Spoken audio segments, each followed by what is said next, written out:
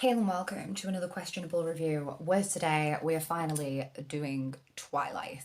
I've got to mention Twilight at least once a month on this channel, and so I had to do it eventually. I got the urge to do Twilight ages ago, and that's when I decided to read the House of Night series instead, because I find Twilight insufferable. However, the Twilight Renaissance recently had this big reinsurgence in popularity. Everybody was talking about it. There's been a lot of discussion about whether it was always terrible as we assumed it was, or whether everybody just gave it a bad rep because it was something that teenage girls were into, whether it was a cultural fucking reset, which, I mean, of course it was. So I thought, it's not really something that I can avoid any longer. I really need to go back and read Twilight with an adult lens, evaluate my feelings on it and articulate those feelings to you. My own personal experience with Twilight, you ask? Well, I don't know if anybody remembers the trailer for Twilight. I don't remember it exactly, but there was definitely an action-y score over the top. There was a lot more baring of teeth. They showed a lot of the fight sequences, or like the vampires squaring off. Me and my dad thought it was going to be a cool action-packed vampire movie, and so we went to the cinema to watch it together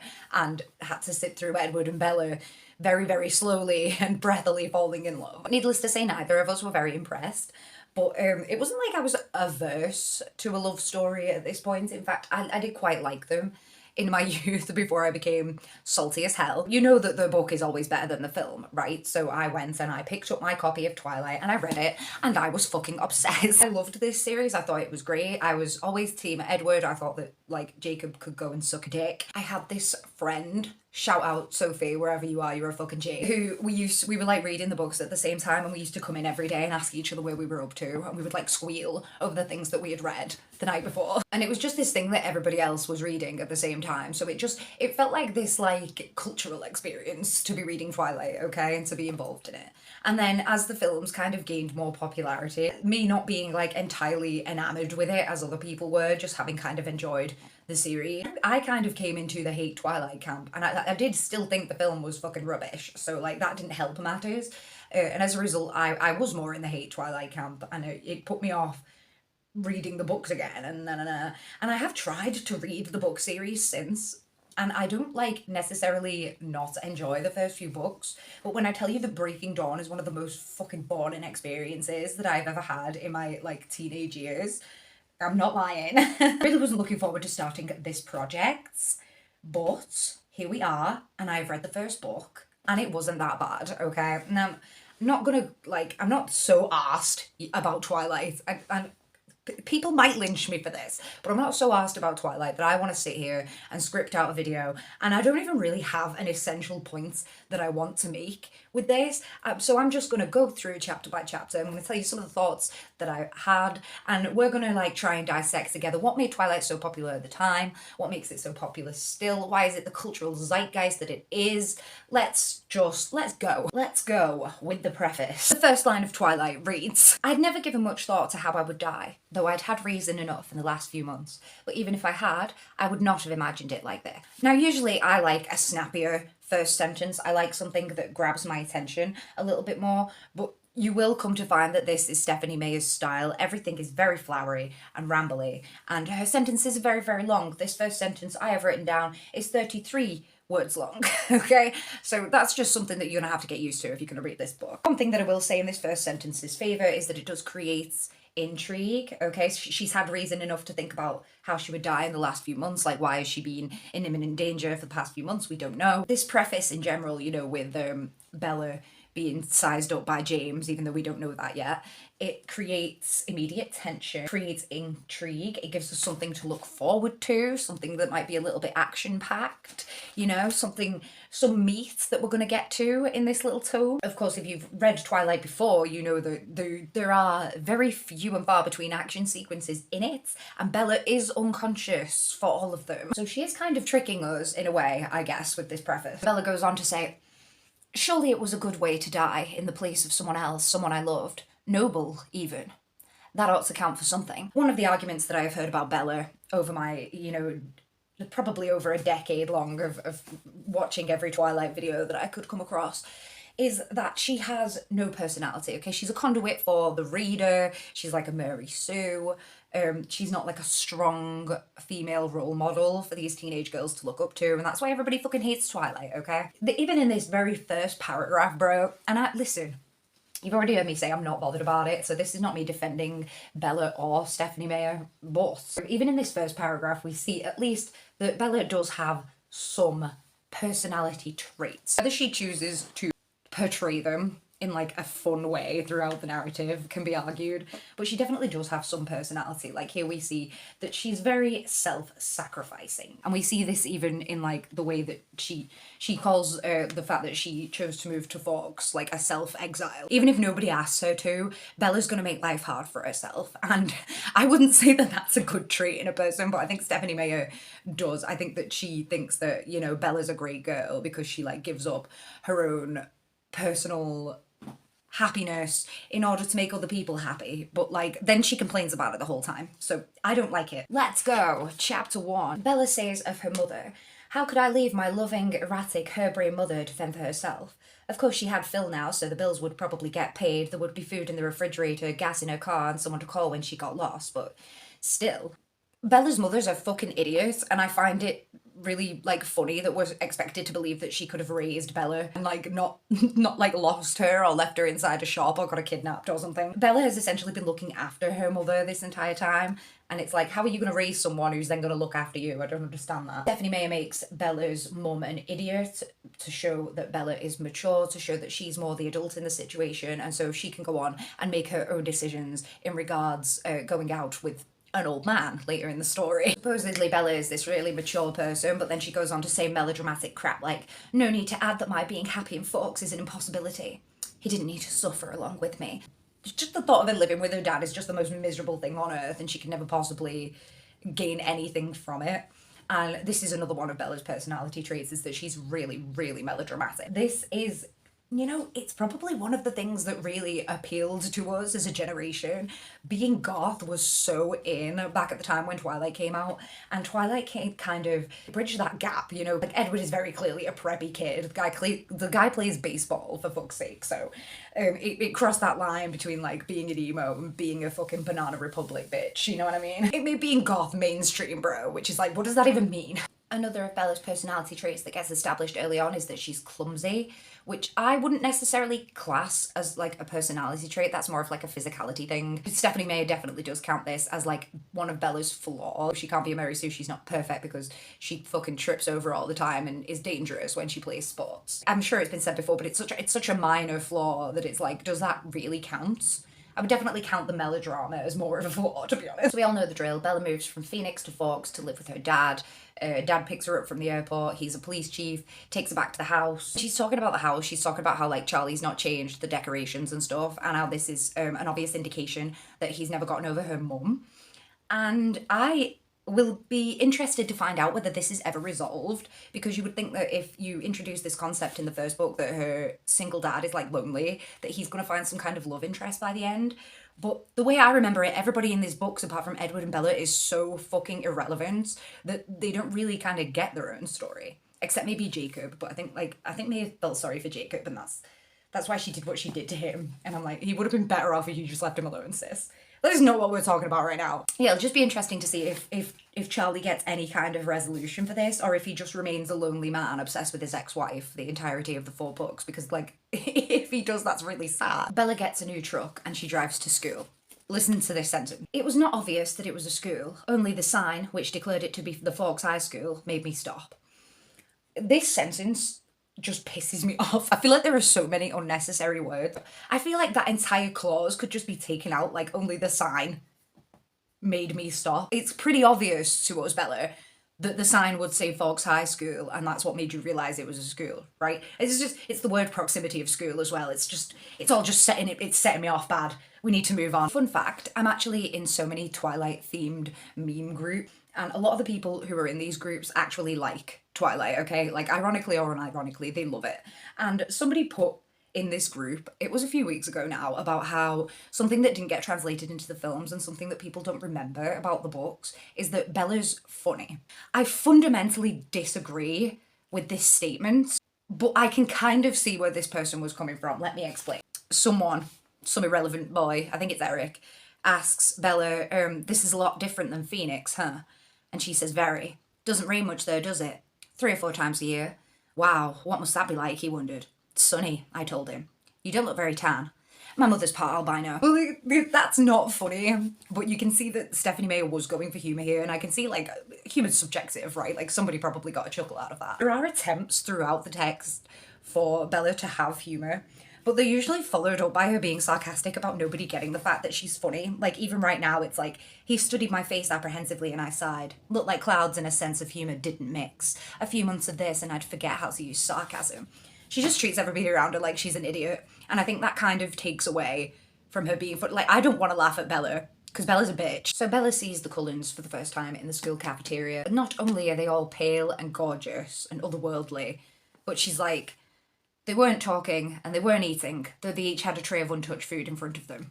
And I'm like, just sounds like they're doing a really great job at acting human to me. I mean, I definitely wouldn't notice people who went and got a tray full of food and then didn't eat any of it every day. Everyone in Forks is an idiot. Like, maybe Bella's right. Maybe everybody in Forks is an idiot. Bella's next class is biology, and it's that iconic scene where she has to sit next to Edward and he's acting like she smells fucking atrocious. This is the way that the book describes it, okay?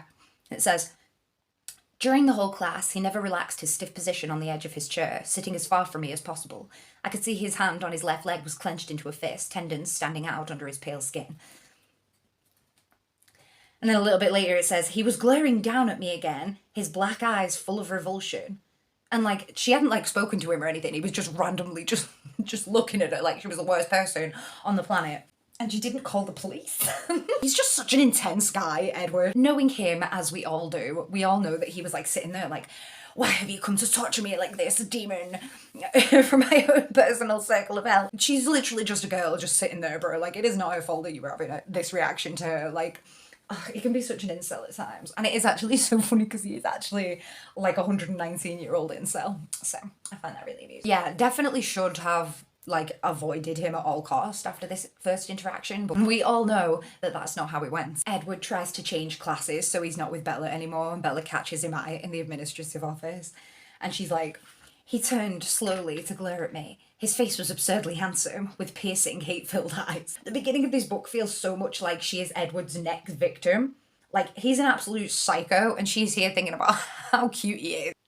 Edward later on, it makes out like he thinks she's an idiot for being in love with him, and girls, same. Like, no man could have this immediate reaction to me, and I would, like, want to know what his deal was. Like, dude, get away from me. I will call the police. Chapter 2. Bella, like, opens the chapter by moaning about how the day was, like, better, but also worse. And she goes off about all the reasons that it was worse and ends it with, and it was worse because Edward Cullen wasn't in school at all. And this statement isn't really expanded upon in a way where I can clearly understand what she means by that, because it could be that she is, like, so self-obsessed that she thinks Edward is off school because of her. Which turns out to be true, by the way, but we're going to ignore that. But I have a sneaking suspicion that it's because already she's, like, obsessed with Edward. And I'm like, you have met him once and you're looking forward to seeing him at school. Your day is actively worse because you've not seen a man who acts like he hates you at school. I don't want to call into question Bella's, like, sense of self-worth or anything.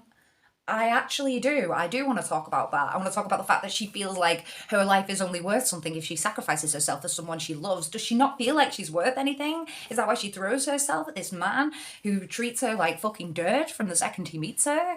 Oh no! I read too much into that and that was not what I was going to say. But I'm keeping it. A little bit more information on Charlie, Bella's dad. She says he can't cook anything except fried eggs and bacon. He had no food in the house when she arrived. And I just want to call into question, like, both of her parents are fucking idiots. I'm like, how was Charlie alive before... Surely this man has not been living on eggs and bacon, okay? And Charlie goes fishing a lot as well. Are you telling me that Charlie comes home with fish and he doesn't know how to cook the fish?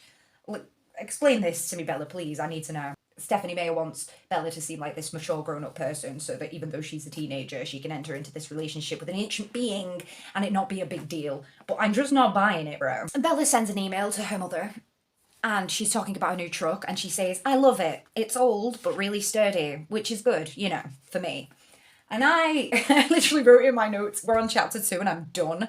because the truck is a fucking metaphor for Edward. Bella likes old things. She likes classic books and classic cars. It's sturdy because Bella's clumsy and she gets into a lot of accidents, so she needs a big, sturdy, strong truck slash man to keep her safe, bro. I'm just so fucking done. Bella goes outside to read Wuthering Heights and she's like, oh, the novel we're currently studying in English, I'm gonna read it yet again for the fun of it. It sounds so fucking pretentious. It's like, okay, you like reading, you like the classics, good for you. Trait doesn't come back into play, I'm pretty sure, in the rest of the series. Like, I don't think we ever see Bella reading again. It just feels like another like ploy from Stephanie Meyer, right, to make Bella seem old-fashioned and therefore like suited to Edward. Like, they're soulmates, they're meant to be together. It doesn't matter that she's 17 and he's 100 plus, okay? It doesn't matter, they're meant to be together. Ignore that. I feel like Stephanie Meyer just made Charlie like this awkward guy who doesn't talk a lot so that she could get him out of the way in a lot of scenes and just relegate him to the living room watching a baseball game while she concentrated on the important stuff, like the creepy romance. Bella is like obsessed with Edward. Like, she just thinks about seeing him all the time and like she wonders if he's going to be at school the next day and what he's going to be like and if she should say something to him. Girl, you've seen him once. Even if she's like curious about why he had such a like bad reaction to her, you should not be so pressed about it over a guy who you've met literally once. Don't be neurotic over a man who you've known for 5 minutes and who said like 2 words to you and then acted like you stank, bro. It's just not a good look. Bella keeps going on about how she's miserable in Forks and I'm like, why? Like, is it just literally because of the rain? Like, calm the fuck down. It's a bit of weather. Spend some time with your dad, bro. Like, she doesn't even like mention her friends. She doesn't mention any kind of like bonding relationships with them. We don't see how their relationships developed. It's just like she's fallen in with the crowd and she's not really asked, doesn't make any efforts to expound on these relationships. Like, she's just kind of there now. But everybody is, of course, obsessed with her because she's Bella Swan. It just seems like she just really wants to be miserable, and so she's not giving folks a chance in the slightest. Then she actually has a good biology lesson with Edward Cullen. He's acting the complete flip reverse of what he was last time and being really friendly and polite to her. But then when she goes into the parking lot after school, she's like, Edward Cullen was leaning against the front door of the Volvo 3 cars down from me and staring intently in my direction. Like, what, he's just watching you from across the car park? You don't think that he was just buttering you up last lesson so that now he can, like, get you alone in a couple of weeks and absolutely murder you? Because that is, the beginning of this book is so, it feels like the beginning of a murder mystery. It feels like Edward is gonna fucking kill her. You could have written such a better book, but I feel like it was just really unintentional on Stephanie Meyer's part. I feel like if she was actually intending to write something like that, it just wouldn't turn out quite the same. No murderer that she writes is gonna have the same fucking intense energy that Edward Cullen does right now, okay? Chapter 3. Bella wakes up excited to see Edward at school, even though she's known him for like 2 days. Icy at school and Bella nearly gets hit by some guy's truck, okay, because he skids. I'm gonna read it to you and then I'm gonna tell you what I think the issue with it is, and you can tell me if you agree. So Bella is standing in the parking lot and she says, I saw several things simultaneously. Nothing was moving in slow motion the way it does in the movies. Instead, the adrenaline rush seemed to make my brain work much faster, and I was able to absorb in clear detail several things at once. Edward Cullen was standing 4 cars down from me, staring at me in horror. His face stood out from a sea of faces, all frozen in the same mask of shock. But of more immediate importance was the dark blue van that was skidding, tyres locked and squealing against the brakes, spinning wildly across the ice of the parking lot. It was going to hit the back corner of my truck, and I was standing between them. I didn't even have time to close my eyes. Just before I heard the shattering crunch of the van folding around the truck bed, something hit me, hard, but not from the direction I was expecting. Stephanie Meyer lampshades herself a little bit here by saying I could, like, see everything really clearly and I can tell you about what was going on in really clear detail. But that doesn't erase from the fact that I think that as this is like a punchy action sequence, this is a sequence where your main character is in immediate danger. This should have been written more fast-paced. We should have used punchier sentences and not these long, kind of drawn-out sentences. The way that Bella writes things, or the way that May writes things, I should say, it's like Bella's removed from the situation, so it's like it's not happening to her. It's like she's watching it happen to somebody else. She's seeing the truck and then she's looking over and seeing that it's going to hit somebody, as opposed to we're feeling, along with Bella, the feeling of looking up and seeing this truck speeding towards us. I feel like it just doesn't have as much impact as it really should, and this is really a flaw of Stephanie's type of writing that I was talking about before, where everything's really flowery. Like I said, she does try and lampshade herself with this, and I don't like it. I don't care. What do you reckon? We learn another of Bella's personality traits. She is very, very stubborn. She won't let go of the fact that she knows Edward moved faster than humanly possible, even though Edward literally fucking begs her. This is another personality trait we'll see continue on. She often argues with Edward. She wants to do things her way. And, you know, sometimes Bella can be a little bit rebellious, you know. Do we like it? We'll find out. Obviously, Edward tries to convince Bella that she didn't see what she saw. And a lot of people try to say that Edward was gaslighting Bella in this scene, but let me remind you that he was trying to protect an entire race of supposedly, like, non-existent mythological creatures. So can you really blame him? And to be fair, he doesn't exactly keep it up for long. They have, like, one exchange, and he's like, I don't know what you're talking about. And then she's like, yeah, you do. And he's like, okay, I do. But you can't tell anyone. So it's not exactly, like, he doesn't exactly try really hard to gaslight her, you know what I mean? I feel like we're giving Edward too much credit in that regard. The note on this one says Team Edward, so I'm very eager to find it. What does it say? Why did you even bother? I asked frigidly. He paused, and for a brief moment his stunning face was unexpectedly vulnerable. I don't know, he whispered. No, that is savage. Even though we know that's not what he means. He means like, oh, I don't know why you mean so much to me that I chose to save you. Like, it's actually quite romantic. In the moment, Bella does not understand that. She's like, why did you save my life? And he's like, I don't fucking know, bitch. You're annoying the hell out of me now. So chapter 4 is when all the boys start to invite Bella to that dance. And I noticed that Edward, when he isn't being a creep, there's like a lot of the same old teasing as any other YA love interest. He finds the fact that she's so angry and like not interested in the boys, he finds that really amusing, and so he like puts her into situations where she'll have to deal with them. Also in this chapter, Edward says he's tired of staying away from Bella. But after the way that he's acted, like, it's not, like, romantic. And I know that Bella likes him, and I know that to her it is romantic. Based on the context clues, okay? Based on the fact that I'm smart and Bella's clearly an idiot, this guy's gonna murder her, okay? He's like, I'm tired of staying away from you. I can't help myself from wanting to wear your flesh anymore. Edward invites Bella to sit with him in the cafeteria, and they're having deep chats. And Bella's like, I just wondered if you could warn me beforehand the next time you decide to ignore me for my own good. Just so I'm prepared. It's like, bro, you've had one positive interaction. Why would him ignoring you affect you in any kind of way? I don't care if they're soulmates. They've lived without each other for this long, and he's not been nice to her, apart from that one time.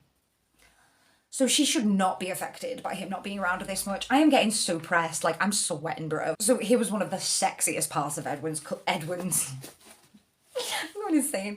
Here's one of the sexiest parts of Edward Cullen's character when I was growing up, okay? It's the interaction where Bella's like, you're not a normal boy. And he's like, okay, well, what am I then? And she's like, prob Spider-Man or some shit. And she's like, I'll figure it out eventually. I wish you wouldn't try. He was serious again. Because what if I'm not a superhero? What if I'm the bad guy? He smiled playfully, but his eyes were impenetrable.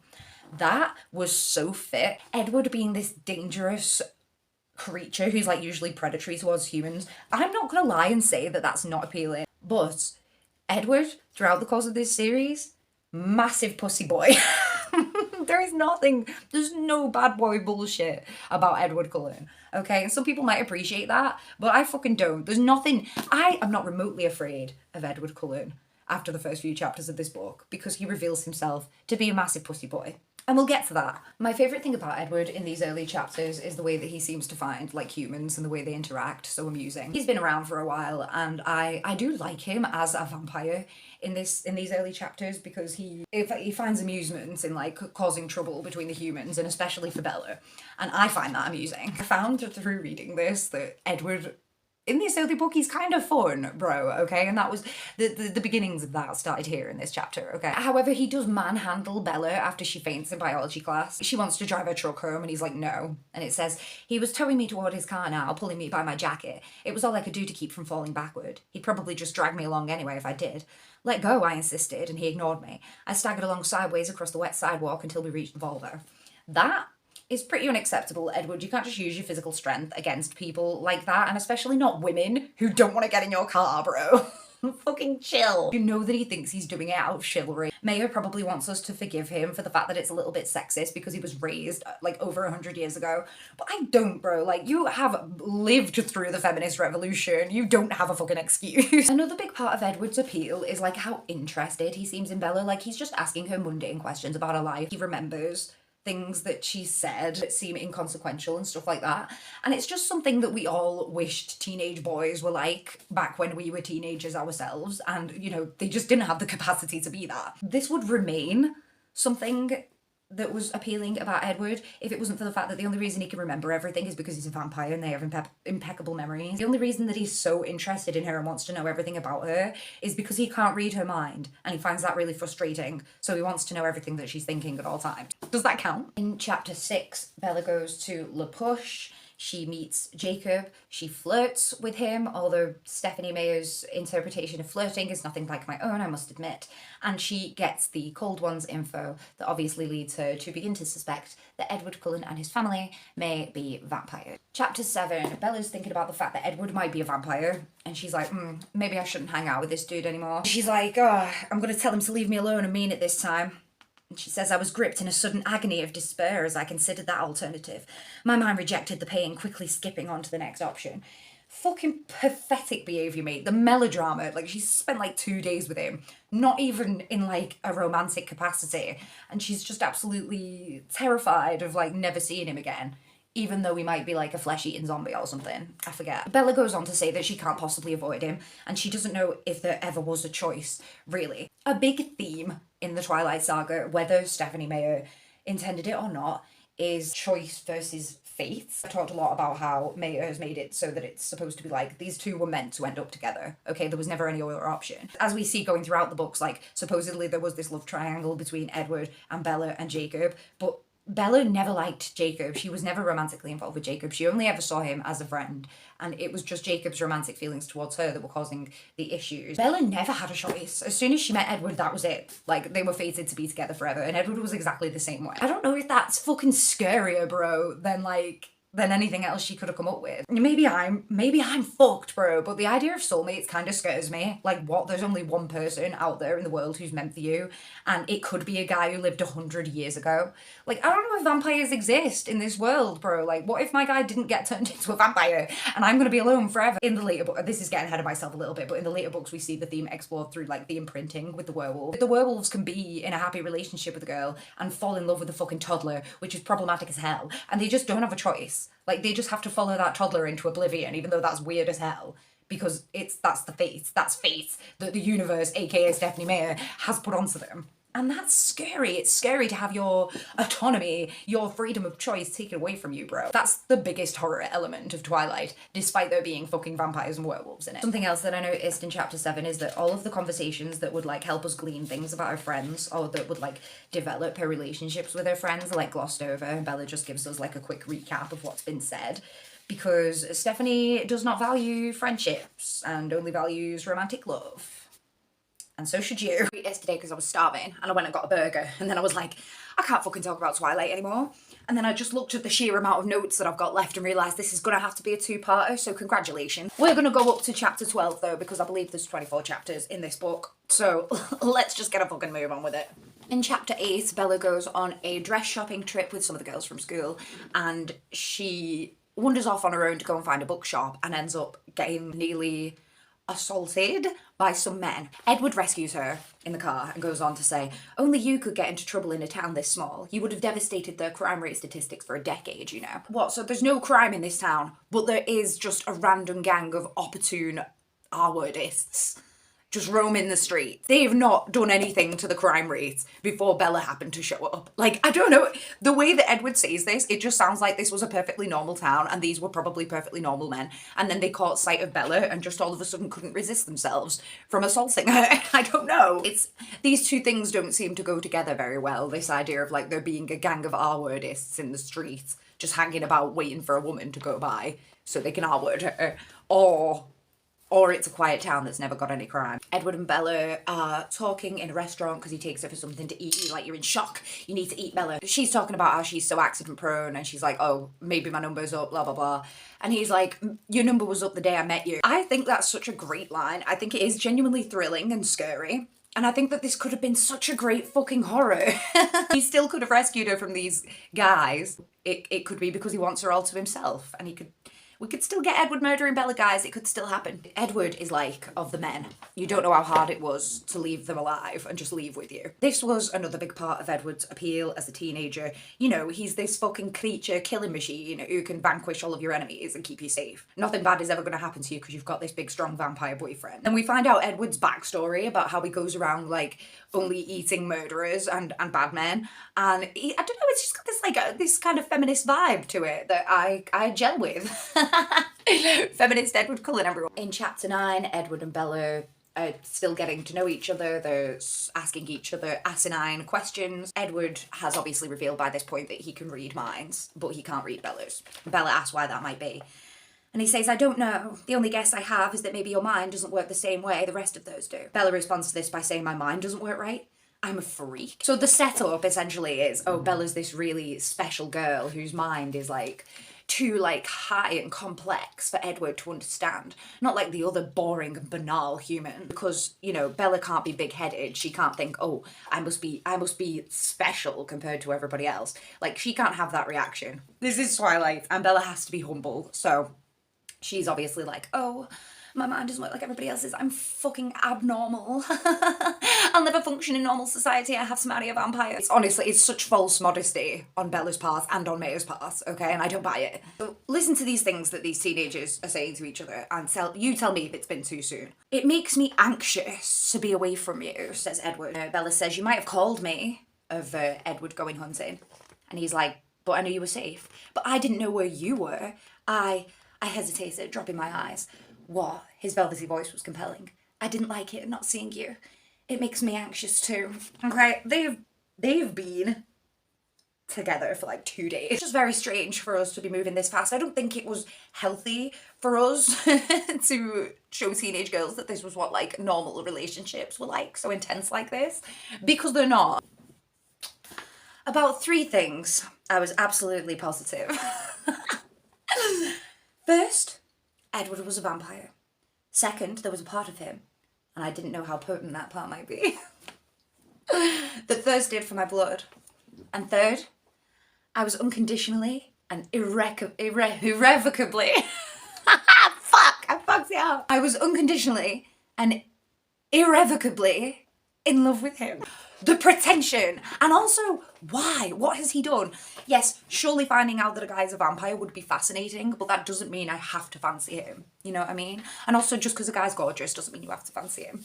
Strong believer in that. I don't know what Edward has done that appeals to Bella so much. The idea that they are soulmates can only take me so far. This unnatural bond between them that's unexplainable and they don't know why they like each other is not fun. Like, you have to have legitimate chemistry as well. It can't just be random. Also in chapter 9 is when I realised a big appeal about Edward is the fact that he can drive and has a car, and a nice car. Chapter 10. Jessica, Bella's friend, wants to know all this information about what happened between Bella and Edward over the weekend or whatever. Edward tells Bella that she's thinking that she wants to know how she feels about him, and Bella says, what should I say? And Edward says, well, I'll be listening.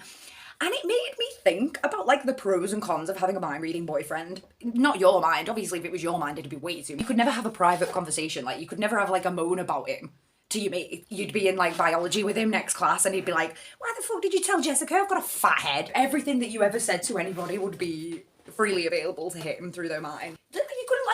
You couldn't get him a surprise present. There would be absolutely no privacy. When trying to think of the pros, all I could think of was that you could avoid awkward conversations with other people because you'd know what they were thinking before you went up to them. I can't just use my boyfriend as an accessory, bro.